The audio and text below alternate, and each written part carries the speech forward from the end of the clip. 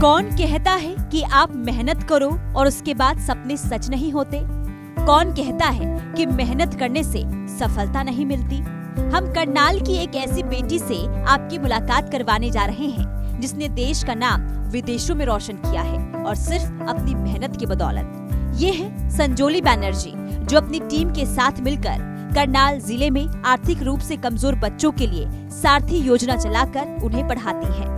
Corona काल से शुरू किया गया बच्चों को पढ़ाने का काम लगातार जारी है और जब संजोली यहाँ नहीं होती हैं, तो फिर विदेश से ही ऑनलाइन उन्हें पढ़ाती है। संजोली की इसी मेहनत की वजह से उन्हें ब्रिटेन से न्योता मिला है। ये न्योता वहाँ के किंग चार्ल्स ने दिया है। ब्रिटेन में संजोली को संयुक्त राष्ट्रीय पुरस्कार से नवाजा जाएगा।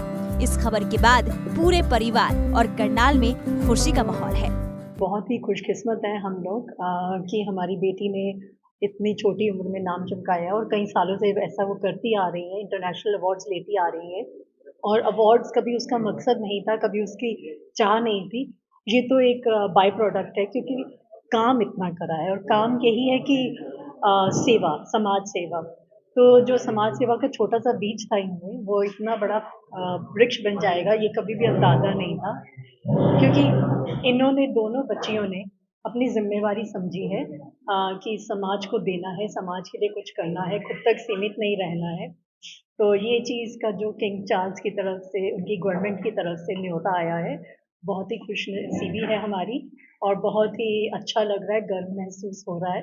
और मेरा सभी लड़कियों के लिए यही आशीर्वाद है कि वो भी आगे बढ़ें और अपना सिर्फ अपने तक या रसोई तक सीमित ना रहें। मैं ये समझता हूँ कि ये भारत के लिए, खास तौर पे हरियाणा के लिए गर्व की बात है और इस टाइप का जो एक्नॉलेजमेंट जो यूके गवर्नमेंट ने किया है और 75 विमेन जो इंस्पायर करते हैं, अलग अलग फील्ड में उन्होंने काम किया है, उनके काम को सराहना और उनको इस लेवल का ऑनर देना कि किंग चार्ल्स ने उनको रिसेप्शन पे, रॉयल रिसेप्शन पे इनवाइट किया और उनकी सरकार ने, तो मैं ये समझता हूँ कि ये सबके लिए खुशी की बात है, पहली बात। दूसरी बात ये है कि आज के यूथ के लिए एक बहुत बड़ी प्रेरणा है कि कहीं ना कहीं उनको अपना समाज के प्रति दायित्व समझना होगा और कहीं ना कहीं अपने से हटके समाज के बारे में, लोगों के बारे में, मुल्क के बारे में सोचना होगा।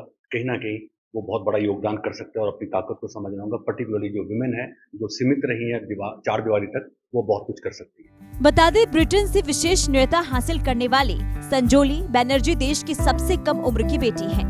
संजोली भारत की 75 मोस्ट पावरफुल और इंस्पायरिंग वुमेन में से एक है जिन्हें प्रिंस चार्ल्स ने विशेष न्योते पर बुलाया है। संजोली बैनर्जी कई सालों से लिंग समानता, शिक्षा, पर्यावरण और स्वास्थ्य को लेकर लोगों को जागरूक कर रही हैं। संजोली ने मिलने वाले इस सम्मान के लिए अपने पिता को श्रेय दिया है।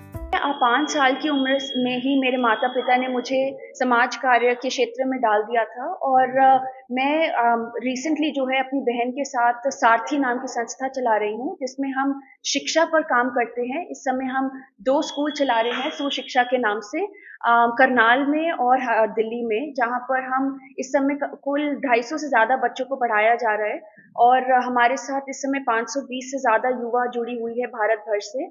हम उसके अलावा मानसिक स्वास्थ्य पर काम करते हैं। मेरी बहन जो है वो भारत भर में जो है इवेंट्स करती है। जागरूकता फैलाने का हमारा कोशिश रहती है कि समाज जो है जागरूक बने और उसके द्वारा उनकी सशक्तिकरण हो।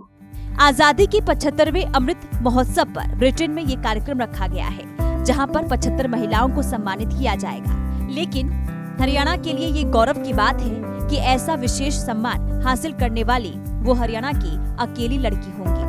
यूके हाई कमीशन से संजोली के पास एक बुक आई है जिसमें उन तमाम 75 महिलाओं के बारे में बताया गया है और उनकी स्टेटमेंट को लिखा गया है कि वो क्या संदेश देना चाहती हैं। इस बुक का नाम 75 ईयर, 75 वुमेन, 75 वर्ड है। बता दें, संजोली को 2 इंटरनेशनल अवार्ड मिल चुके हैं। वहीं उन्हें अच्छे कार्यों के लिए प्रतिष्ठित अंतर्राष्ट्रीय डायना पुरस्कार से भी सम्मानित किया जा चुका है। वहीं ऑस्ट्रेलियन फेडरल संसद में एक दिन का पार्लियामेंट सदस्य बनने का अवसर भी संजोली हासिल कर चुकी हैं। बता दें, संजोली बैनर्जी को शुक्रवार को होने वाले अवार्ड सेरेमनी के लिए बुलाया गया था, लेकिन किसी वजह से वो कार्यक्रम नहीं हो पाया। अब ये कार्यक्रम कब होगा, इसके बारे में नहीं बताया गया है। करनाल से हिमांशु नारंग की रिपोर्ट।